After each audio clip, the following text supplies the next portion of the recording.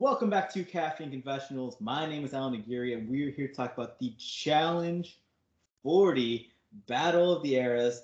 I'm joined by my lovely co-host. We have the Southern Luke Muncie, What's up, guys? the Vermontian Zoe Trimboli. Hi, everyone. Before we jump into episode 6, just a couple things I want to talk about. First off, we hit 3,000 subscribers on the YouTube channel, so thank you to everyone for listening. Seeing that membership and viewership go up throughout this season, obviously because more people are watching the show again because good content's coming out, but hopefully it's because you guys like listening to us. Yeah, I was really anxious last week about how we would be received, what we said. The people commenting, listening right now, perhaps, were so nice and understanding, and it feels nice. It feels nice to have my voice heard and our voice heard in nice, positive ways. It's forever humbling to think that there are people out there that bother to listen to us ramble on for 60 to 80 minutes about the challenge a week. Like, I am so appreciative and so surprised that anyone cares what I have to say ever. So I really appreciate everyone for sticking around through all of our ramblings, coherent or otherwise. We truly appreciate it, and we're going to keep putting out episodes. Another thing to note, if you don't follow me on Twitter or other social medias, I recently announced that I'm going to be recreating an MTV Challenge final.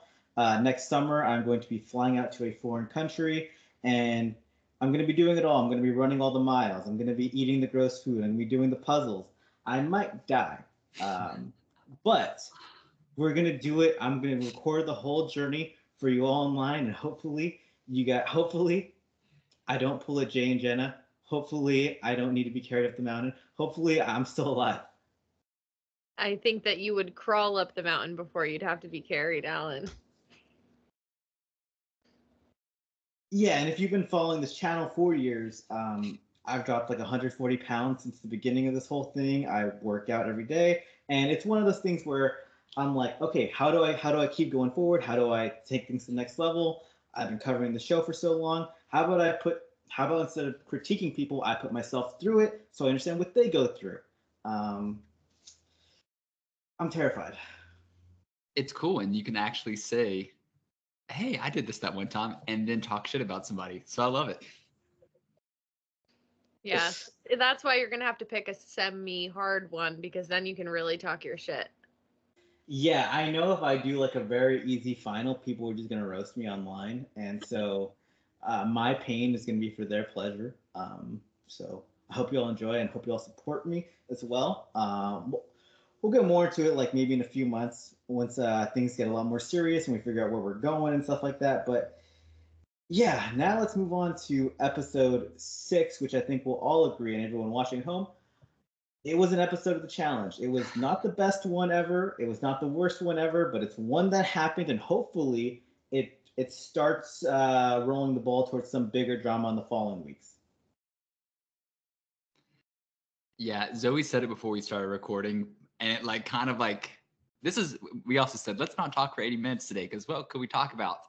This episode could have been 80 plus minutes of us talking, but Josh and Jenny kind of threw a curveball. But I agree it wasn't the worst episode, but it's definitely just an episode that's going to hopefully carry us into more intriguing aspects of the show.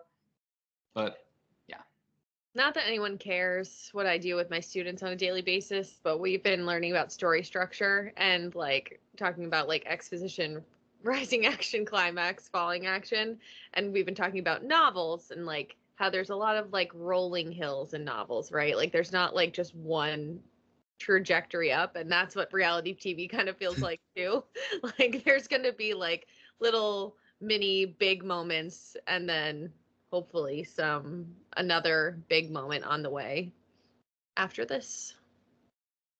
And even in some of the greatest seasons of the challenge, when you go to rewatch some, you're like, you know what, I can skip this episode. And I feel like this episode wasn't the worst episode. If you could watch and enjoy it if you liked it a lot, but it's not the most like crucial one. Because we jump into this episode and it is Laurel and Kara, chapter 87. It is them at the beginning of the episode, but it really wasn't as big of a blow up as we expected, because we talked about it last week where the trailer showed Laurel saying like, oh, are you going to call for your mom or whatever mom type thing. And we assumed that pulling back the curtains a bit, as we talked about last week, there's been heavily rumored that after this whole fight between Laurel and Cara that happened, Laurel had to leave the house for a couple. I mean, Cara had to leave the house for a couple days to get psychological therapeutic help. Based on the editing of the last week's episode and this week's episode, if that did happen, they just completely edited it out, and we're just pretending like it didn't happen. But we did get this scene between Laurel and Cara where Laurel is, for the millionth time in the last 15 years, comparing Cara to her little sister. I do want to say, if you didn't watch Cara Maria's TikTok breaking down her version of those events, that you should swing over there and do it. I think it's on Instagram too, probably, but I'm blocked.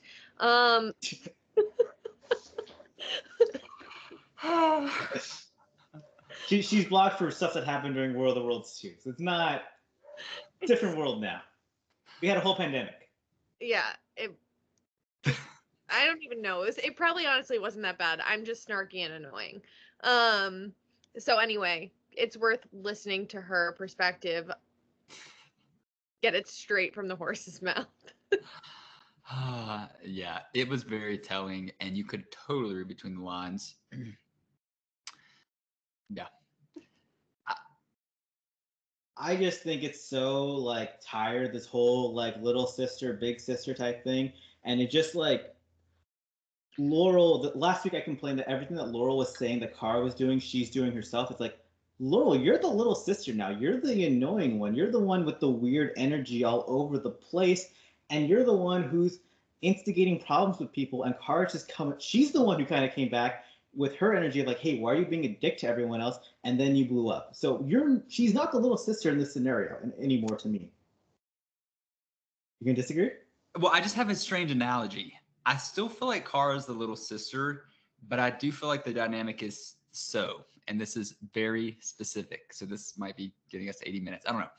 Laurel is the older sister. Cara's the younger sister. Laurel moved out when Cara was still a freshman in high school. Laurel graduated college and is back home, and it's Cara's summer before college. She's not a baby anymore. She's had her experience. She's ready to tackle life, and Laurel can't handle the dynamic shifts.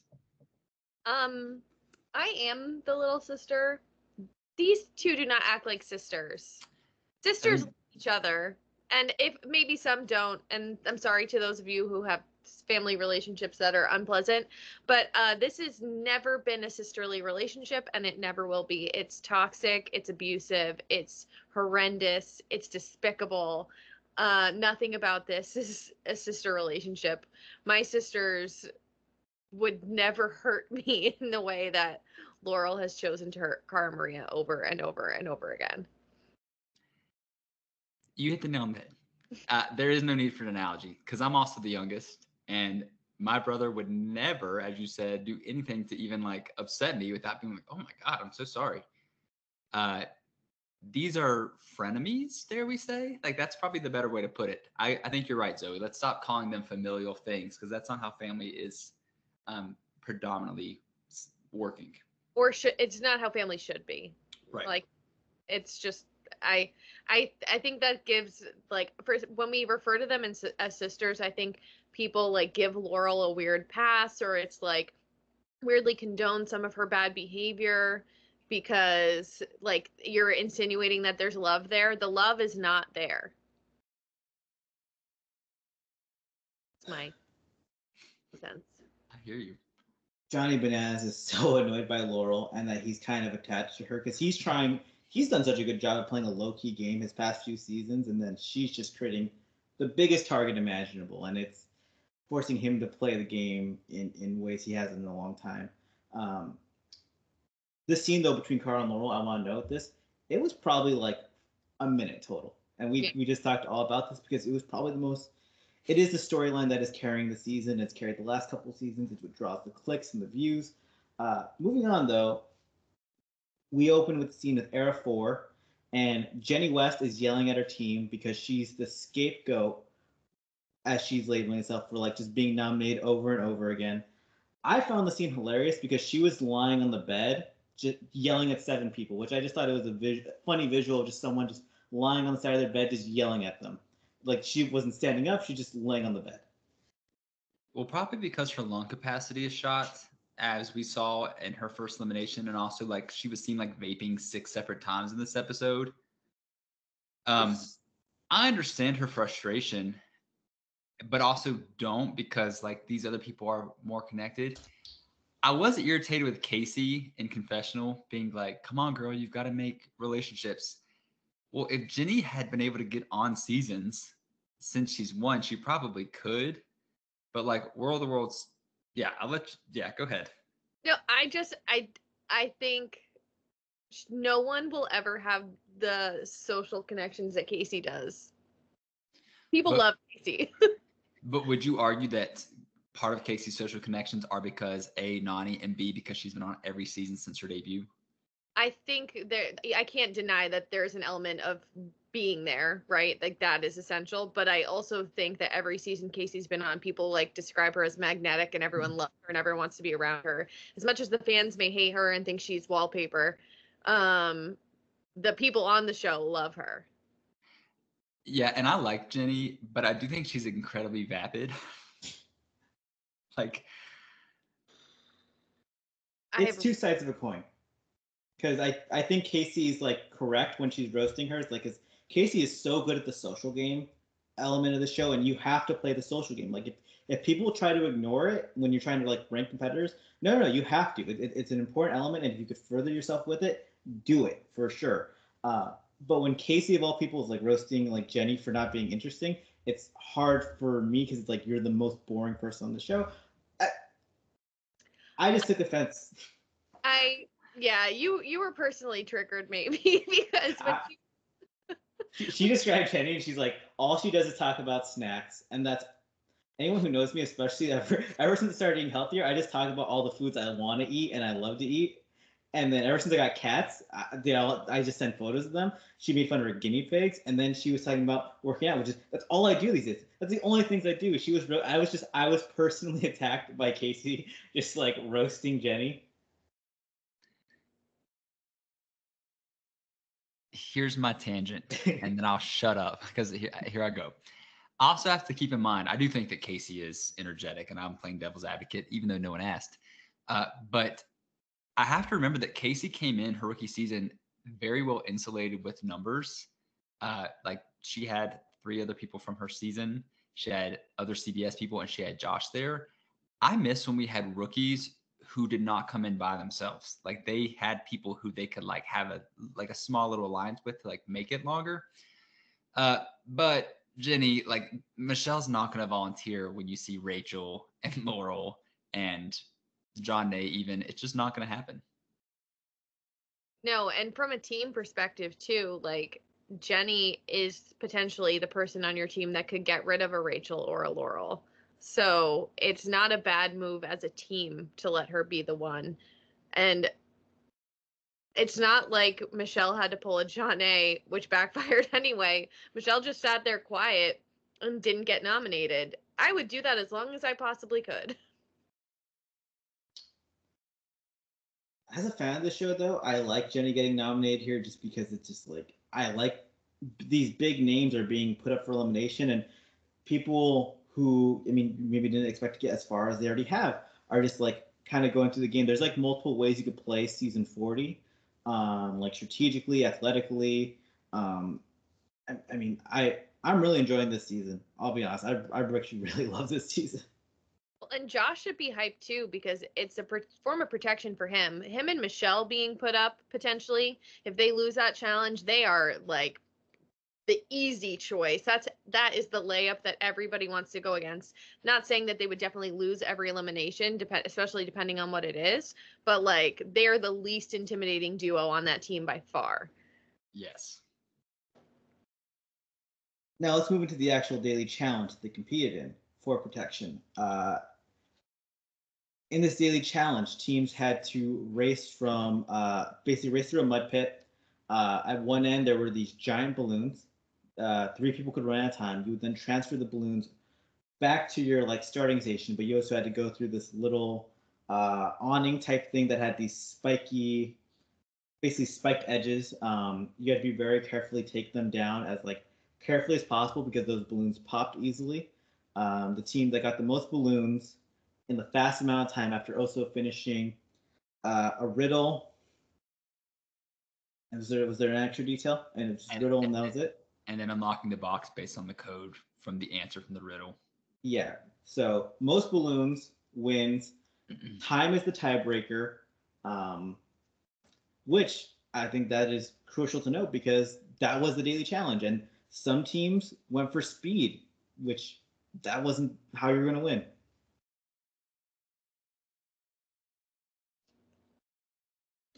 I think the most important detail is that the greatest number of balloons in the fastest amount of time. So regardless of how slow you went, if you got the most balloons back and finished the challenge, you were going to win. And some teams seem to lose track of that. Which didn't make sense to me or anybody watching, I'm sure. But like, okay, sure. I did feel bad for Air One because their balloons kept popping, and there's so few of them. And Derek is a precious, humble man who got hurt. Let's talk about that real quick. Derek breaks his leg, and literally at points his teammates were dragging him through the mud with the balloon. At one point, I think production even let Derek maybe even sit out the challenge when they gave him a health check, and Derek said, "I'm going to continue on." Respect to Derek, like a lot of respect for him for having heart. I do think once medical tells you could sit out the daily challenge and you're kind of inconveniencing your team when they have to drag you through the mud, you maybe should sit it out. Do you think maybe they just wanted to have another like clip of him yelling as loud as he possibly could? You think we got enough of those? Derek wears that stuff like a badge of honor. Like there's the famous cutthroat daily challenge where his face is all bloodied, and it's a cool visual, but I always have respect for Derek. He's an absolute beast. These are the moments where, though, it's if you want your team to actually have a chance, don't run on there with one ankle, especially like if you could hurt yourself even more and like. Okay, so I was watching high school boys soccer, and I realized I can't watch men's sports because of all the flopping. And I was like watching his reaction. I was like, oh, maybe there will be no men's elimination this week. Because if Derek really broke his leg, he's going to be going home. Like, that's definitely what's going to happen. So imagine my surprise when Derek's not going home. He's fine. It just feels like a little bit of challenge. Like boys are delicate. Like I know that, but I really thought he was going to be seriously injured. So it was all just kind of baffling to me. I forgot spoilers myself, and I was like, oh, wait, what? That, yeah. And then he was just in the house, fine, not even on crutches. I have nothing else to say. Same. I will talk about Era 3 a little bit. Well, let's talk about Era 2. Let's just naturally go through the eras. I think the big point for Era 2 is that Kara is back. Seemingly, this is when she re-enters the game, like based on our context. She gets a good little dig in it, Laurel, that some people on my team might have thrown things before. It's not in my character. I will not be like you. And what does Laurel say the whole time while she says that? Like, don't worry about it. Don't worry about it. Don't worry about it. Like, was she self-soothing or was she telling? I think she was self-soothing. I think she was talking to Bananas too, because I think Bananas said something after. I was trying to like, I saw a little text bubble like from Bananas' voice, like okay, whatever type. Laurel also gave a speech before that, and she's like, "I know we have the power to kill it. I know we can do this. I know, like, I've apologized. We're the strongest team." And everyone else's faces while Laurel's talking is just looking away or just like deadpan, like not hearing what she's saying. I think it was all the viewers' faces too, listening to her say that stuff. Yeah. Yeah. What do you guys think of Kara and Ryan choosing not to throw the daily challenge? Because it's more to prove a point, I guess, of like, I guess they don't want Laurel and her fans to have ammunition to throw back. Well, I think Yes, because if Laurel and Bananas do win, like they're the targets then for their team, but they would have been anyways. So dare I say I would have thrown. I really wish they would have thrown it. I was really hoping to see them throw it. I think Ryan is more scared of losing Bananas as a shield and like losing two really strong teammates who then potentially you become Era 1 that starts losing all the challenge and is always on the chopping block. But yeah, I think Bananas makes a really good shield for Ryan right now.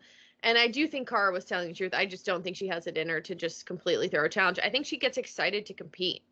And I think she still has a thirst to like prove herself and prove what she can do. So I think when she sees a challenge, she's like, I want to see how well I do. And I think it would actually be like painful for her to not compete to the best of her ability. Yeah. I think it would have been hilarious to see her just like intentionally pop those balloons, but I get why they did what they did. Yeah. I mean, that just would have caused more problems. And then people could have said, well, Kara's just like prolonging the situation. So yeah, and I think too, they are shields. Hmm. Era 3 was mostly doing well, except for Jordan, who was trying to sprint through the challenge. And it does lead me to ask the question, did Jordan throw the daily challenge because he was trying to protect Bananas and Laurel in some way? Because I don't know, or maybe he just thought the balloons would be easier. Like, I I just think that he's an ass, Yeah. honestly. Um, I was reminded this past week about a rant he went on about Ashley recently. I don't know if y'all saw it. I can send it to you later, where he like discredited all of her wins and her like legacy on the challenge. And I'm like, you know what? You're a loser. He just is. Like there are times that I'm like, he's so good. Like he's so good. And there are times like that. And then on this episode where you're not in jeopardy at all. John A, who is now and also later, is telling you, please stop. Just let me do what I need to do. And you're still bossing people around. I mean, it made sense last week when it was Tori, but this week it just was frustrating. And he was bitching about them popping balloons. And I love the edit. He started popping balloons out of nowhere. Yeah, it was great editing, great on production's part. Yeah, I think he's just become super emotional when he's competitive and immature, really. I don't think it's a attractive quality in him. I didn't get the vibe that he was throwing it. I don't think that's what's happening. I think he just turns into a big baby when things aren't going his way, especially like in the midst of that competitive environment when his adrenaline's pumping. Yeah. there is a hit or miss element to him of like sometimes he just comes up with a brilliant strategy off the top of his head, and then sometimes he's just completely off. And when you compete as an individual, and you win maybe 3 out of 10 times, that's incredible. You shine because it's like it's so hard to win as an individual. When you're in a team setting though, and you miss big, you're affecting everyone, which I think is what's coming out here. I remember there's I think even that challenge where there's like balloons out of a helicopter last season with him and Anissa on Ride or Dies, and he just was throwing them all and was just missing every single time. Um, that's what it feels like going on here. Just these moments where he just misses big. Yeah, it's crazy they were ride or dies. Sorry, that took me back. I sure hope they don't give Anissa another really good competitor as a partner soon that doesn't make sense. That would be crazy. You guys know something I don't know. Well, you do know it though. You've just forgotten. Um, Moving into Era 4, despite having, I mean, by being Era 4, you would think they're the most useful and the least experienced, and yet they were the most patient throughout this daily challenge. They were going at it slowly. I mean, like Michelle was like basically back crawling on the floor to get her balloons through. Like it was, they were working incredibly as a team. They were patient about it, and they take home the win because they didn't get overeager. They played it smart. yeah, I couldn't help but think Nerys and Harasi would have been good at this challenge too. They're sorely missed in my heart, but I am really impressed by Era 4 because in my mind they're not as cohesive as we're seeing them be on the screen, and it's just I'm liking it. I think someone else had said something about Like they haven't had time to have like the depth of the relationships and the depth of the animosity and the wounds and the like bickering that some of these other teams can have because they haven't been forced together as long. And I think that in a lot of cases, I think they're also just very athletic and they're younger. But I think there's, I don't think there's a clear like person in charge of the team, which is working in their favor because nobody's trying to assert themselves as like the leader of the team. Yeah, I think that's true. And also, I feel like they're actually, on average, the same age as Era 3, which just goes to show that we're casting rookies who are older now, which is fine with me. But yeah, nobody is so ego driven at this point on that team because the two champs being Casey, Jenny, like they don't care. Oh, no ego there. Era 4 takes home the win. Era 1 comes in last place. Brad and Rachel directly into elimination. Josh and Jenny are in power. And after last week's whole world with Laurel creating the biggest target ever, she gets banked out pretty big time as Josh Martinez has a very close connection to both Jenny and Laurel. Jenny has a to both Bananas and Laurel, and then Jenny is her number one in this game is Johnny Bananas. Sorry. That was an involuntary reaction. I love how Bananas keeps saying like me and her have this like unspoken bond because allegedly they were hooking up all of Total Madness, and she who shall not be named, D, told Morgan, his girlfriend at the time, there's a whole thing allegedly. That just that is also classic fuckboy language for I actually don't give a shit about you. right. So here's my take on this. I'm less upset with Jenny because she really doesn't have any connections outside of him. So, like, sure, I do think she could have been swayed though. My eyes are directly looking at Josh. Like, you big bumbling idiot. Why would this not be the obvious thing? And even with being friends with Laurel, he is the best at doing some dumb shit and getting away with it by being like, I'm so sorry, I was thinking emotionally. He could say, Laurel, after everything that happened, my team wanted you in. And she'd have been like, okay, and forgiven him because she is so wishy-washy. What makes me even more mad is Corey and Josh are pretty close. Now, Josh does say, we've never had any hiccups. That's not true. I've watched this show. But like he has a better chance of beating Corey than Bananas. Duh. Like John A, Jenny, like let's think here. Your teams are pretty much working together anyways. John A let you stay at her house in Nashville, Josh. She said it last episode. Just take the swing. Just do it. He's being a chicken. Josh is like a challenge producer's dream.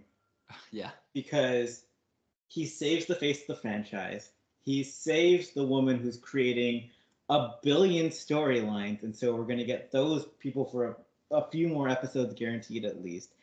And on top of all of that, they get to edit him to look like an idiot. Literally, they did the edit of him being a jester while they're kings and queens, and like they put up the graphic of the goof. They edited in people talking over his eliminations. Like Josh will let these producers do anything to him, and it's incredible to watch. But in turn, they let him film 20 other reality shows per year when they don't let other people. Yeah, I mean, you get a confessional of Bananas at one point basically acknowledging that he's just manipulating him and that he's going to keep up this game of manipulating Josh as long as he can because Bananas doesn't give a shit about you, Josh. There is nobody left in that house that Bananas gives a shit about, actually. No. Not a single one. Laurel, maybe. I don't think so. He's terrified of her. I mean, like he's afraid of her. He's not like there's also there's just like we also had a scene before the daily challenge where Josh is telling Tori we have to consolidate how solid Era 3 and Era 4 are together, and then he saves, as we'll know, like he'll save Era 2. So even though he's coming to her being like, we have to make sure that we're looking out for each other, then he saves Era 2. He's perfect for this show in so many ways. Like, guys, I'm sorry, he really is. Oh yeah. No, it's painful, but it's true. Before we also like move into some other stuff, I want to note that I do think that amongst all these votes, we had like the deliberation type moments. Uh, John A. I think she's a bigger threat than Laurel in the final, which is I think something that no one is even considering this episode. I don't even really think it's something we got to put much thought into, because I do think John A. has really put in work to do really well puzzles and cardio, which Laurel hasn't. It's not an important detail because Laurel is a much more impressive elimination and daily challenge competitor. I was going to talk about it, but just I just wanted to just bring up because they weren't even thinking about that themselves because they don't consider John A. as a better player. But I do think John A. is actually a bigger threat in the final.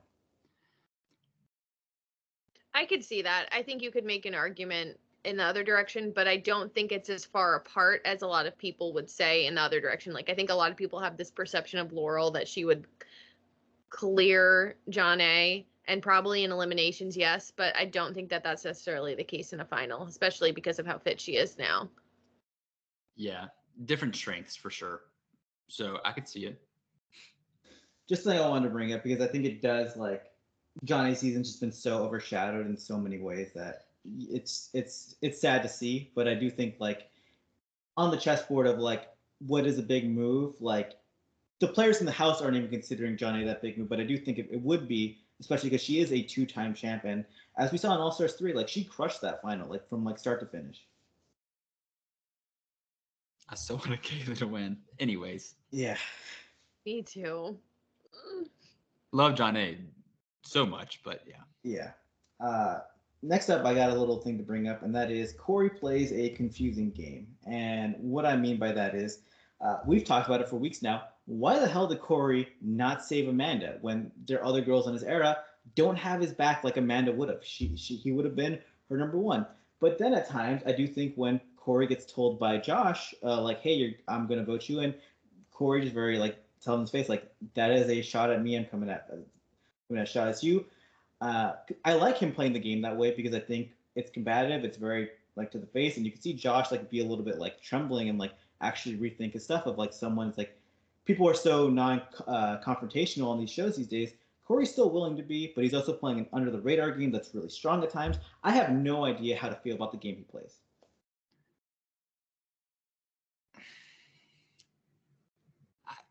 I like Corey, but then I don't like Corey, but then I do like Corey. And that's a recent thing. So I used to just like Corey. But yeah, the Amanda thing doesn't make sense. And I sat here thinking, well, he wasn't going to put Nia in. He said he wanted to work with her and Leroy, but he could have put Avery in. And I don't care that her and Nia have history. Their history's bad. Like, he just did what he thought was safe in that moment, which I can't blame somebody in the game. I'm, of course, doing this as a viewer. But I don't know. It makes sense what he said to Josh, but then like you did the same thing to Amanda, so I have to be perfectly honest, guys. I never give Corey that much thought. well, he kind of proved that like he's not above betraying people on spies, lies, and allies, which is why he went home. So like, do you really expect these people to forget something that was honestly 3 years ago? I don't think he has the depth of relationships with people there.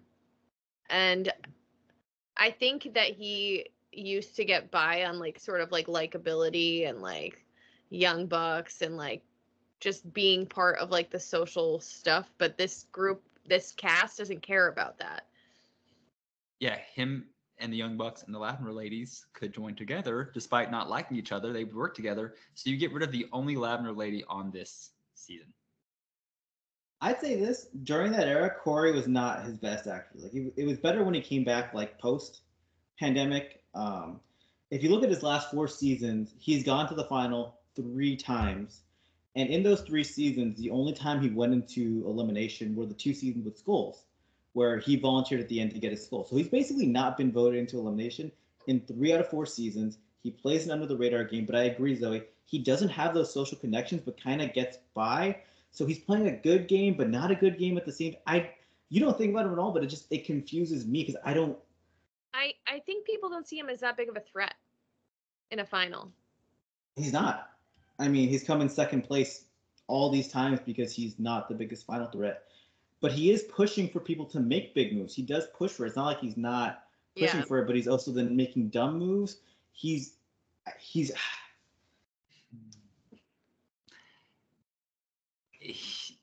especially not a challenge threat when you still have Bananas and Jordan, and dare I say even Derek, Theo, and Kyland, and Theo, Devin? And who?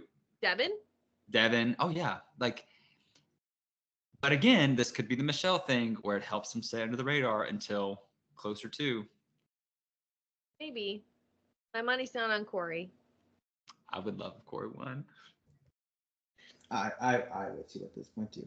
It doesn't help when you have Josh saving Bananas in these scenarios. He's stupid.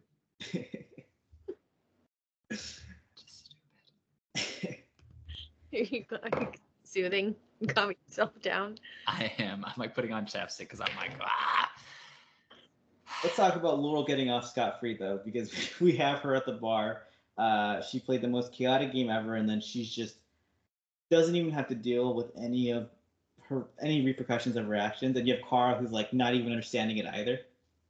I love her self-awareness in this moment where she's like, oh yeah, I should have definitely been the person going in.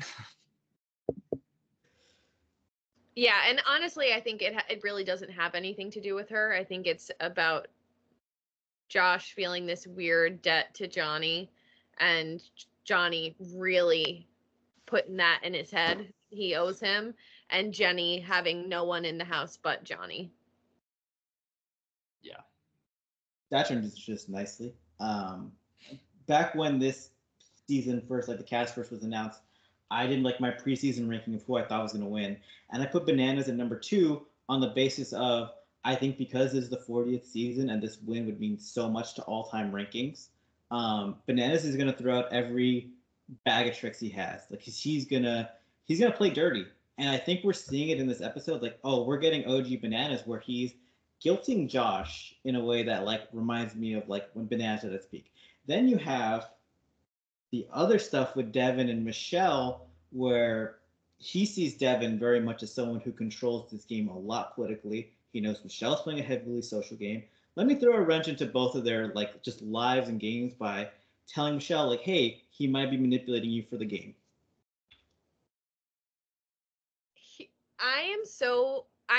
This was one of my favorite parts of the episode because I think it was edited so well.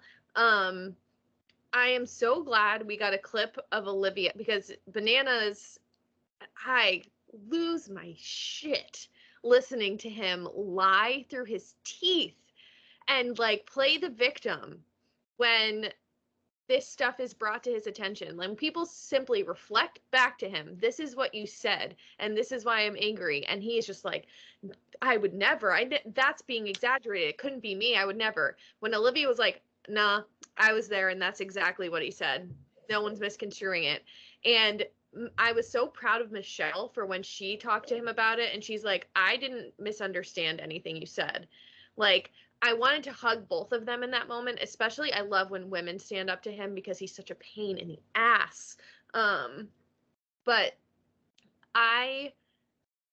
I'm glad that he didn't really get away with it. Like, sure, he didn't face the repercussions of it, but everyone saw right through his bullshit. Yeah. And I like the dynamic between Devin and Michelle was interesting because I didn't know like who to feel sorry for that night when she was like, please don't go say something. Because I understand that. Like, they're drinking. She doesn't want chaos. But obviously he wants to defend his care for her. Like, I liked when he said, like, if I didn't care, wouldn't that be more concerning? I think he really does like her, as we've been proponents of the past several weeks. Look at her. I thought it was, I thought it was so funny when Banana's like, Devin, it's no secret you're trying to get rid of me. And he's like, everybody is. Like, please stop using that as an excuse because everybody wants you out of this house, like except for Josh. It just is what it is. And he even goes as far to say is like, I'm not doing it yet. Like, I will. Like, don't get me wrong, I'm gonna shoot my shot, but let's not act like I've started.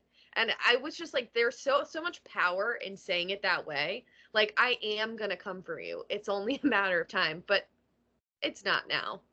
I was like, it kind of gave me chills. Yeah, and Bananas made a comment, and I might be saying this wrong, so whatever. But he said, whenever Devin wants to push the button and attempt to get me out of this game, good luck. He literally got you out of the game before by pushing buttons. So it was like the dumbest thing he could possibly say. I was happy to see Tori as well. I know that she's obviously ride or die with Devin, but she did stick up in that moment in the heat of it and say, do you really think he doesn't care about Michelle? Like, why would that even be something that was said? And Bananas gaslights everybody and says he didn't say it. We heard the audio. But Zoe, you're right. I was happy to see Michelle try to clear it up. And when he threw his little tantrum, just say, you're not going to tell me what I heard was incorrect. I did not intend the aftermath, but that was purely from what I was given. I want to note Zoe's note on the editing was fantastic, especially when you have the scene of Devin in his bed, literally tossing and turning of like, do I confront him? Do I not right now?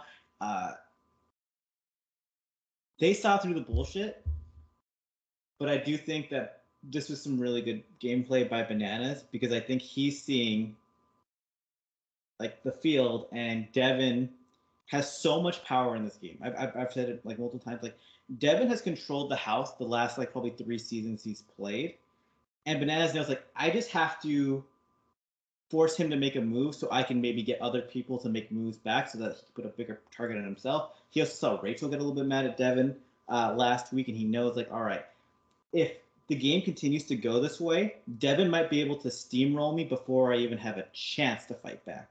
So I think just creating a little bit of unrest and getting the emotional side of the game just to get people like on their edge. Like let's force Devin to maybe play a game he wasn't going to. Yeah, and you mentioned Rachel, who this is not about. But I have loved the past couple weeks her being like, I can get nasty, but also like if I need to let this play out in front of me to take the heat off me, I'll gladly do it. I maybe I'm just triggered by Bananas doing dumb shit and getting away with it and like never facing any social repercussions ever. Like listening to Jenny talk about like their connection and like how he's like one of her good friends. I just want to like, if you're a woman in that house, Johnny Bananas is not your friend. He does not give a shit about you. Period. End of sentence. Like he was Nani's ride or die. He does not give a shit about her either. Like that man, he doesn't care. I would argue for the most of ride or dies he did though. And that might be the only time, but I really think on that season, he felt a huge like pain that he could not help her attain that win. But I agree with you, but I really do think there is an unspoken something with him and Nani more than anybody else. And I think so too. I think that is the closest he comes to caring about a woman. Absolutely. I will just take this version of Bananas over the one we've gotten in the last 4 or 5 seasons where he was just tired. Like we're seeing some OG vintage Bananas. Like this is the guy I love to hate. This is the guy, like I've been missing this for a long time, and I hate that he's been friends with everyone recently. And like when I was doing my player previews, like he doesn't have enemies anymore, and it's bullshit. And it's like, let's get some fucking rivalries going. Yeah, I'm feeling energized by it. It's not like a pleasant energy, but I am energized. Yeah. Elimination could have used some energy though. I loved it. You loved it? Oh, I loved it. I loved parts of it. I don't think it was as bad as the nails. It's definitely not as bad as the nails. I thought the last end of the elimination was entertaining. Let's talk about it right now. The elimination was there were a bunch of dodge balls, weighted balls set up in the middle between 2 players. Behind them, there were spikes. They recycled the spearheads from the challenge. And yep. And players had to try to throw the weighted balls into the spikes. You had to be very, very precise on the throws. There was no bullshitting. You had to get it directly on. The player to get the most balls on their opponent's other side of the wall would win within the allotted amount of time. If the balls go into a certain zone, They are dead balls. They can't be used anymore. You could play defense. You could play offense. You could do whatever you want. At the end of the day, the goal is score more points than your opponent before all the balls are used up. I think I liked it because there was no way people could say this was rigged. I actually didn't mind it at all. I think that there was a degree of athleticism and fitness and strategy, something Brad sorely lacked in this elimination. I do want to note that before this happened, there was a scene where Rachel's on her bed and she said, Johnny is more obsessed with the challenge than I am, but I'm still going to try. I at first thought she said Johnny is more obsessed with the challenge than her family. And I was like, what? I was like running on the treadmill while I was watching it. And I like had to get off and like go back. So small funny. But I thought this was a pretty good matchup in terms of like people who I don't want to see go in terms of Johnny and Rachel. And then I could have seen Brad go. But I want to ask Zoe, before watching this, because you're spoiler free, who did you think was leaving? Derek. Well, oh, like 100%. I really thought Derek was going to be gone. So then once the elimination started, I thought it was a toss-up between Brad and Corey, but I thought Corey's fitness, what he was going to win, and I was absolutely positive Rachel was going to win. Yeah. No offense to Brad, I thought it was the most obvious, like you're going home edit, because he wasn't even getting much to talk about throughout the episode. It was very clearly foreshadowed he was going into elimination, but it wasn't even like that much emotional involvement.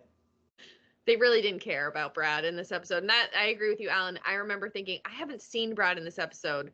So I was like, he must be going home. His storyline left last episode. Yeah, Brad was just all power the whole time. No matter what anyone said to him, hey, like, you got to be more precise. You got to, like, the whole time I'm thinking, yeah, like, chest pass. He was, like, throwing, like an arc, like he was baseball throwing these balls, and I was like, you clearly have to like really hit the head of this spear, like you have to hit it head on. So you throwing it at any sort of weird angle, I don't care how hard you throw it, it's not gonna work. We'll talk about Brad, Corey first, which we're talking about right now. Brad's going all over the place. Corey had the chest pass down, like you're mentioning. What I didn't like about this elimination was that it was just visually chaotic at times, where like you have the GoPro footage going back and forth, and that I get a little turned off by that. Something that was curious though is that, and Brad did mention it, the balls were different shapes. Like the balls were not uniform. Like there were some balls I noticed that were like really big, and then some that were just actually super tiny. So I do think adjusting to that was also part of the elimination. Corey had it down, plain and simple, and Corey could have probably scored even more points than he did. Instead, Corey chose to play like an NFL football team. He's like, we're just going to kneel the ball. We're going to just not give you any opportunity to score, and we're going to play defense. Yeah, because Brad was struggling to score so much that once he had built up a little bit of a lead, he was like, I don't really need to try to score anymore, and you're not good enough at this for me to really be scared. Yeah. Brad did make it interesting at the end, but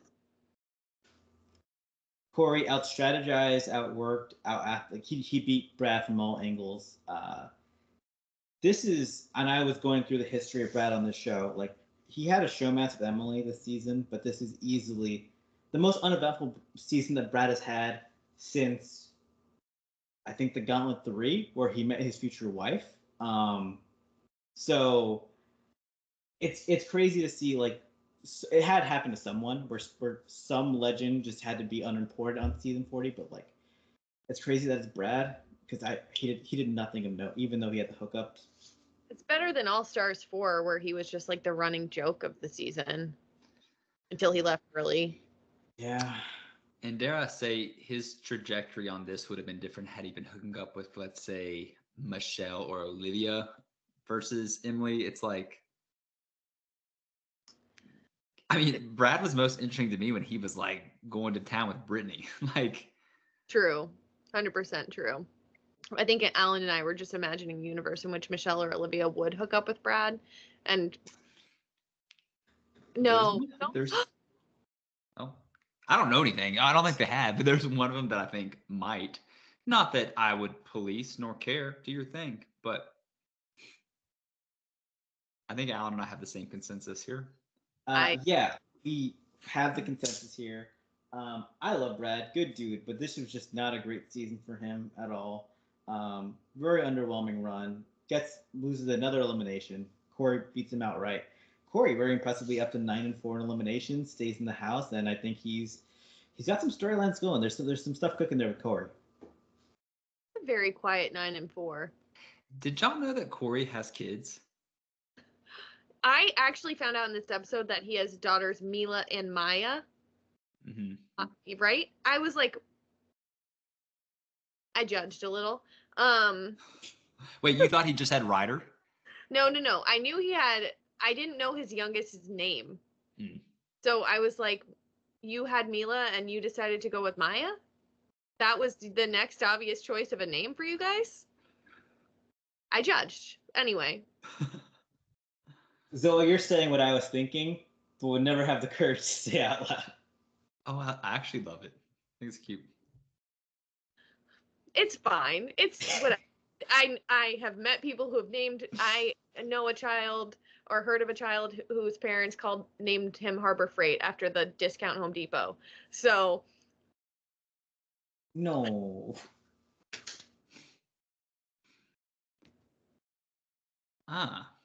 So if people want to fund my trip to run a challenge final, you could have naming rights to my first child, and you could name them after any retail store you want. Please let it be JCPenney. Dick's? Okay.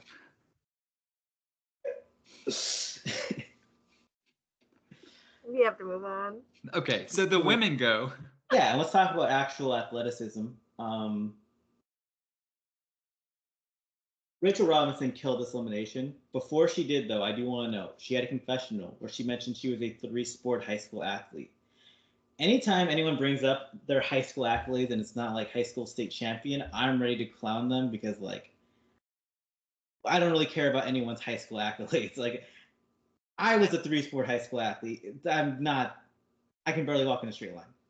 And I will say, as a 6-time high school state champion, it doesn't really mean shit. Like, I played on teams where I'm from Vermont, right? So like small school Vermont, this is not the most challenging competition. And some of the girls on my team were not athletic, but they can tell people that they are somewhere in the range of 3 to 6-time state champions. So, but I think Rachel is one of those people that actually was good on her sports teams in high school. Yeah. So that's where this like 3-sport athlete is valid, because I think she actually was a big part of those teams and was probably very, very good.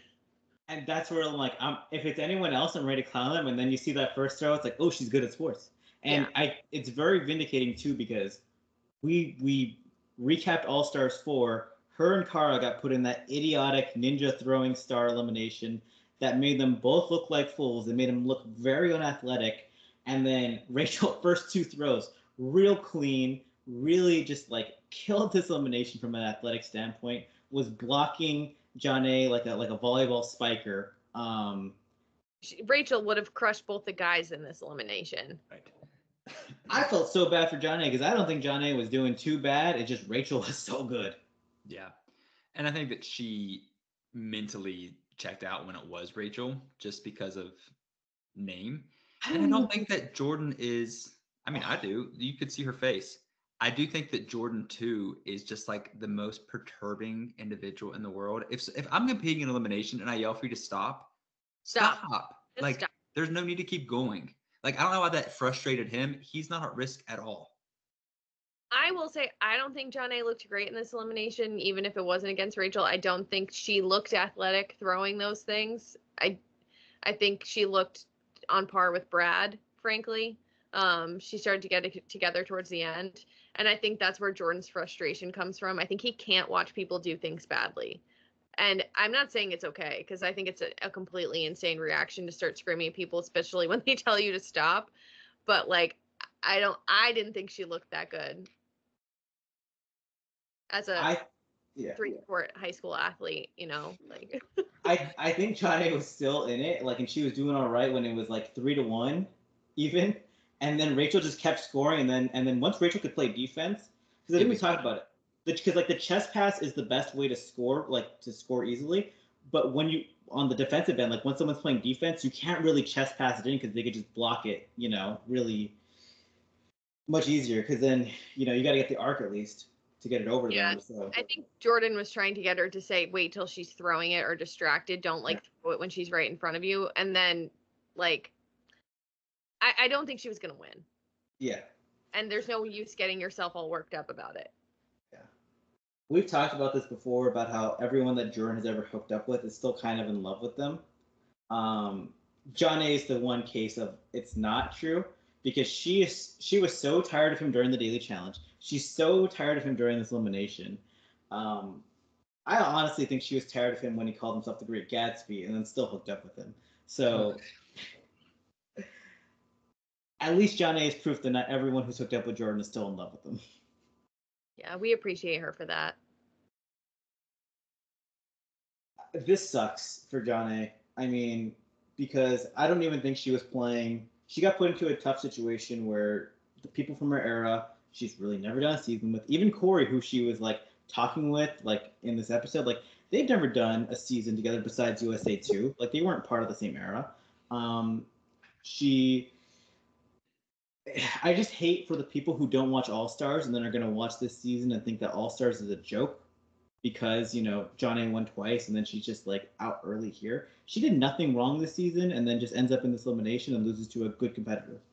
She's a casualty of the format of how this is going right now, right? Like them taking turns, nominating targets, whatever. Like she is just, I think, purely a victim of the format. I think in a different format, she lasts a lot longer.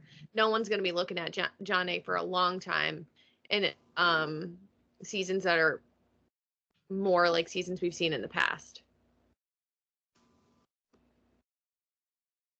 I think if John A survived this elimination, she would have had there's a path for her to play under the radar and go far. I don't think she was playing that. I mean, obviously she got called out by her team for not volunteering, but I don't even think that was that messy of a game because it was just a self-preservation move, and like they're not with her, they're not her allies, so I can't blame her for that. I don't know because I want people to play selfish. But and also look what happened. Exactly. It's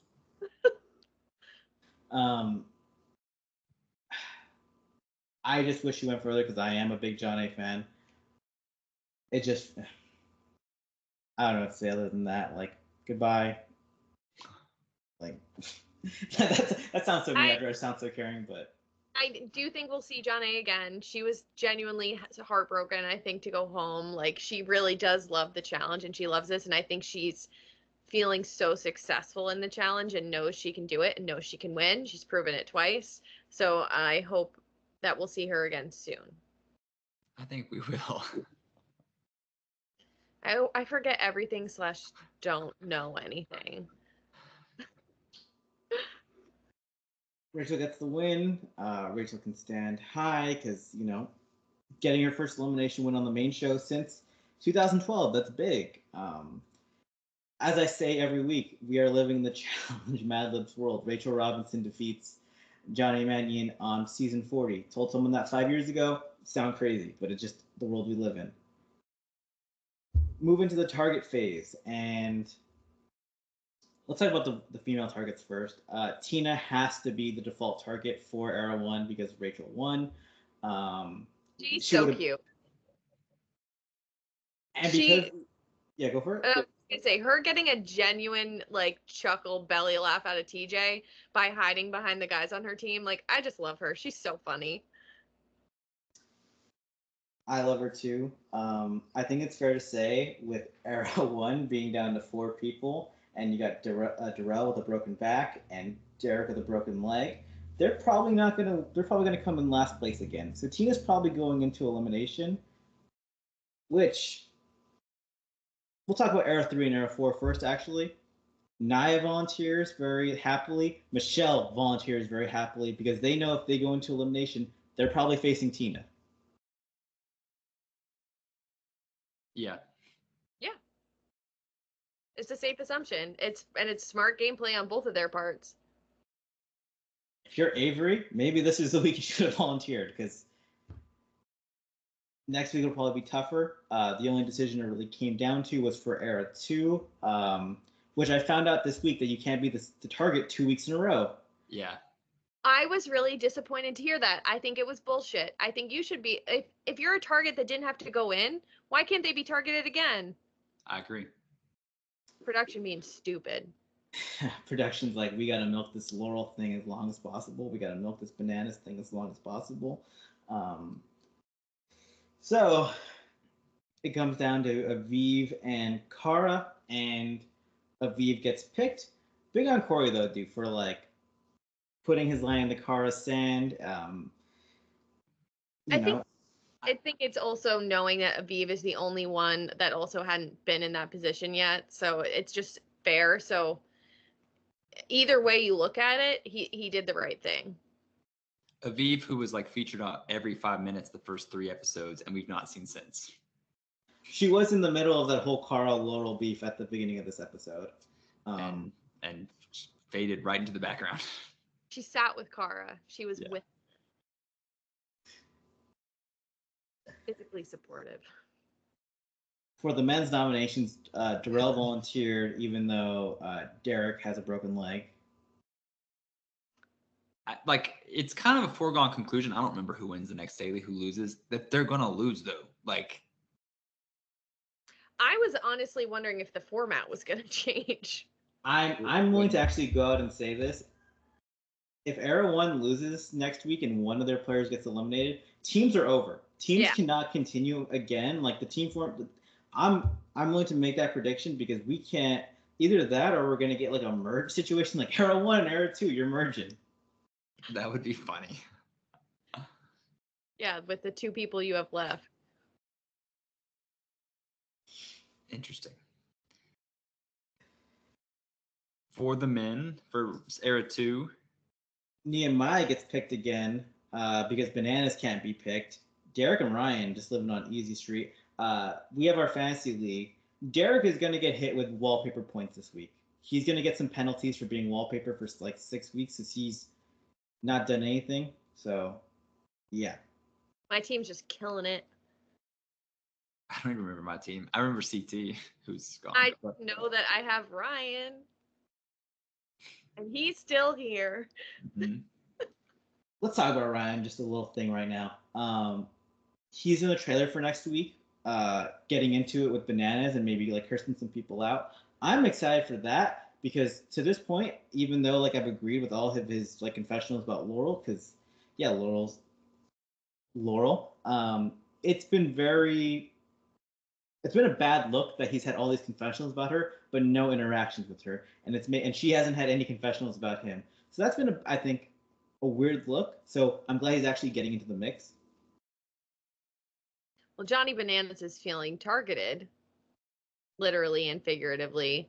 So he's going to start lashing out at anyone he feels he can, that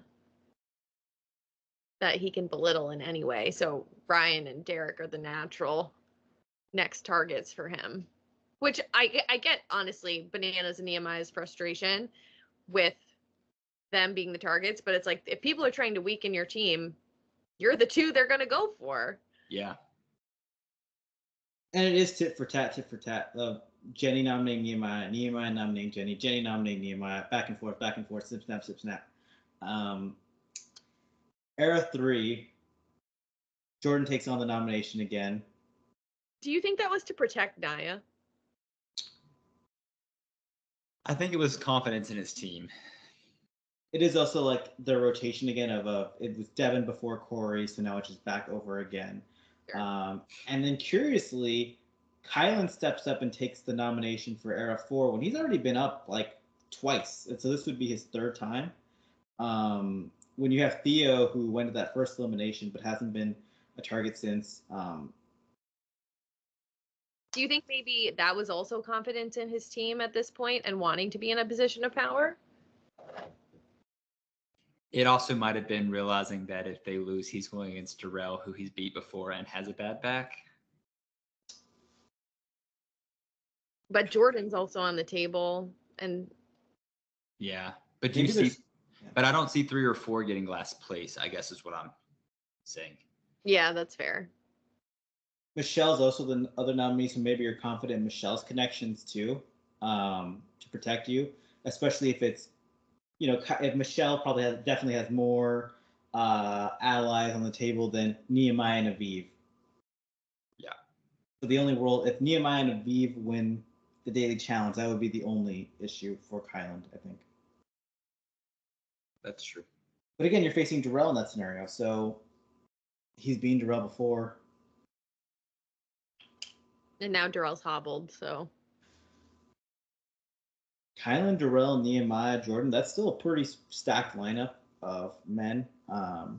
It is our least stacked side of women after like a crazy few weeks in a row. Now we have Michelle, Tina, Naya, Aviv. They're not weak players, but compared to the juggernaut eliminations we've had lately, big difference.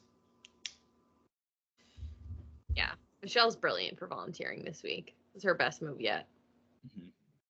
Anything else we have to talk about before this episode's over?